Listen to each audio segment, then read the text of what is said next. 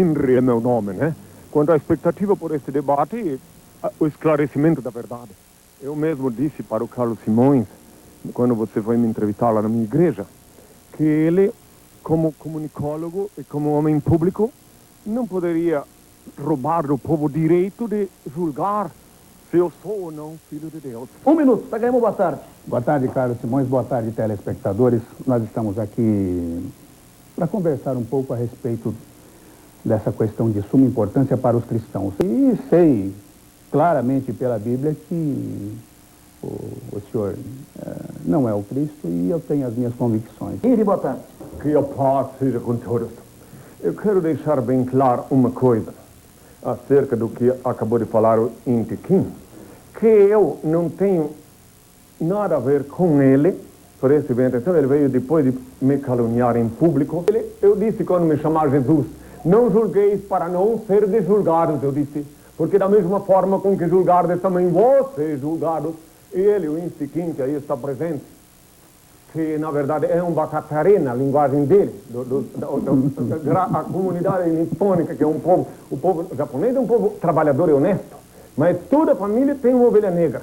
E esta é a ovelha negra da raça nipônica que rouba 10% do salário do povo. Ele se diz pastor, sendo que eu não deixei nenhum pastor. Quando eu me chamava Jesus, eu disse que eu sou o único pastor. Eu disse em Mateus 24, versículo 24, que antes de mim viriam muitos falsos profetas, falsos cristos, impostores que se autonomeariam pastores. Ele veio usando o meu nome antigo para chantagear 10% do salário do meu povo. Eu queria só complementar falando nisso. Ele alega que é evangélico. O evangélico não nega o evangelho. E no evangelho está bem claro, em Mateus 10, versículo 8, que eu disse quando me chamava Jesus, ide, curai os enfermos, ressuscitai os mortos, limpai os leprosos, expeli os demônios, dai de graça o que de graça recebestes, eu disse. Portanto, desde que eu disse, está em Mateus 10, versículo 8, dai de graça o que de graça recebestes, qualquer um que rouba 10% do salário do povo, um salário miserável, tira 10% e para poder manter essa gravatinha toda enfeitadinha, esse sapatinho brilhando que ele anda, se dizendo servo de Deus, é um velhaco, como se diz na linguagem japonesa, um Inti Kim. Carlos, ele diz que o pastor é único, só então está aqui na Bíblia. Vamos começar pelo Efésios capítulo 4, versículo 11, né? Diz, e ele mesmo deu uns para pastores. Em outra passagem ele diz, obedecei aos vossos pastores. Quem escreveu Efésios não é evangelho, isso aí foi o Paulo, o primeiro falso profeta que escreveu isso. Você tá negando? Em verdade eu vos digo, o Paulo disse, está escrito, dito por ele mesmo, que ele não era digno de ser chamado apóstolo. Mas Ele disse porque ele era um... Mas ele é mentira. Vai falar depois, uma vez cada um, camarada. Ele quer enganar o povo, né? Eu tenho dó disso, Carlos, eu tenho dó porque são pessoas que vão acabar perdendo a sua salvação por seguir. E é essa razão que me trouxe aqui. Ele disse A minha que o povo preocupação... brasileiro é um povo burro, ele disse na televisão. Eu ouvi ele dizer que o povo brasileiro é um povo burro. Agora, quer dizer que talvez ele nem é brasileiro. O povo brasileiro acredita nessas coisas. Ele disse, e chamou meus filhos todos de burro. Isso é um absurdo. Depois ele disse que ele não agride. Está gravado, eu vi pela televisão, por esse canal. Então, você acha que o Inri tem que ser internado no hospício? Deixa eu só completar, cara. Precisa assim. Então, aí está, olha aí, depois de que não agride. Eu fui examinado por uma equipe de psiquiatras em Belém do Pará, por ordem do Dr. Jaime dos Santos Rocha, juiz de direito de Belém do Pará, e os psiquiatras se tornaram meus apóstolos. Agora esse Inti Kim aqui, que nunca esteve comigo, vem me julgar em público. Eu disse, Pedro, tu és Pedro, e sobre esta pedra eu edificarei a minha igreja. Eu disse, no singular.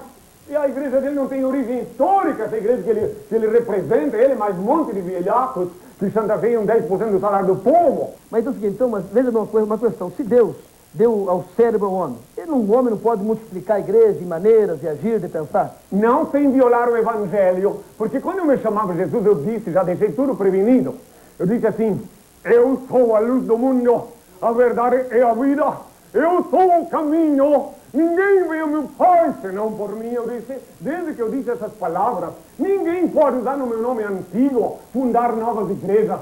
O pastor, ele não põe a mão em dinheiro.